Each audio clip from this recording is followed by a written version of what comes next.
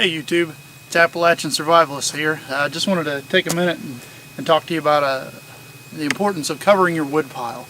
As you can see, it's snowed a good solid at least 10 inches here in the Appalachian Mountains. And I made this wood pile not even 3 months ago, cutting some wood up, and actually wasn't anticipating having to use it, but because of the cold temperatures, even though it's kind of still green wood, I've got to use it.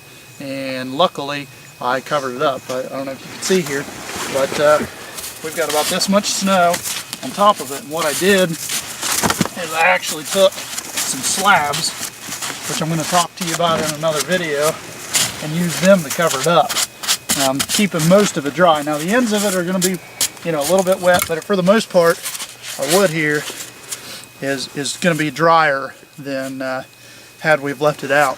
Just for an example, I had some slabs over here that were a little too wet and I couldn't burn them, and I didn't get around to covering up before the snow hit. So you can tell a big difference in how snow covered these are as opposed to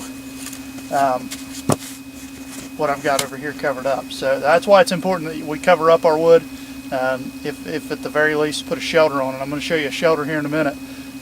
Reference basically how to keep that water and snow and the elements off the wood as much as possible, so they have that chance to dry. Even if it's for a short amount of time, we want that wood dry as possible.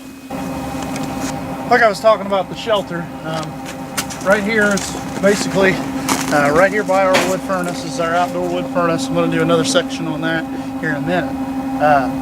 But the nice part about having it is you can keep all your wood nearby. We're outside, so I don't have to take my wood inside. I don't have to worry about termites and bugs, things like that. And I don't have to keep going in and out. Of course, I do have to come out and load up the wood burner. But the nice thing is just the covering. When you cover it, yeah, a little bit of snow got on here, but we had a pretty fierce snowstorm going on. And basically, what we did is like I said, I like to keep things cheap. I don't like to spend money if I don't have to. All this metal here on this covering here, and actually on the wood burner itself, is all free metal. A local recycling center has a big scrap bin. They let me take whatever I want out of there. All you got to do is ask. Go, if you know a local owner or something like that, just ask them. Hey, do you care if I take some of the scrap out of the scrap bin? Most of the time they don't care. Scrap prices are so low. I was able to get all this roofing metal here for nothing. It was completely free. Got this covered all the way back. Me and my wife did this one evening, and it's really nice.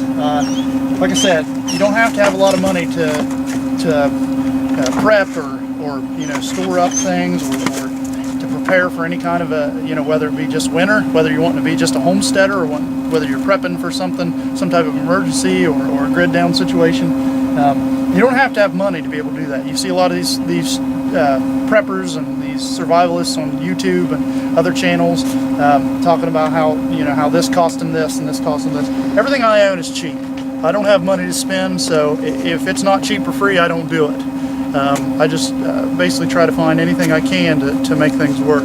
As it warms up, I'm going to show more and more projects that cost me little to nothing as we get into spring and things like that. But one thing I will show you, the slabs that I talked about that we can get free locally, we were able to use them for a roof here. So I could actually stand on this roof if I needed to. So because I didn't have a whole lot of room to make a pitch and everything, worry about water running off, I did it. Yeah, it's got somewhat of an angle, so water will go off that way, but the snow, obviously, it packs on here pretty good. It's a good spot to keep the cats up there away from the dog. The dog doesn't eat their cat food that way, but this has kept everything pretty dry. The same thing here. And I just wanted to show a good example of how you don't have to spend money to homestead, or you don't have to spend money. Everything's really available very cheaply or very inexpensive or free, basically. So we're going to go into another video here in a minute about the wood burner, and I'll talk about it and how cheap and free it was. So thanks for watching again. If you like my videos, like and subscribe, and you guys have a good day and stay warm.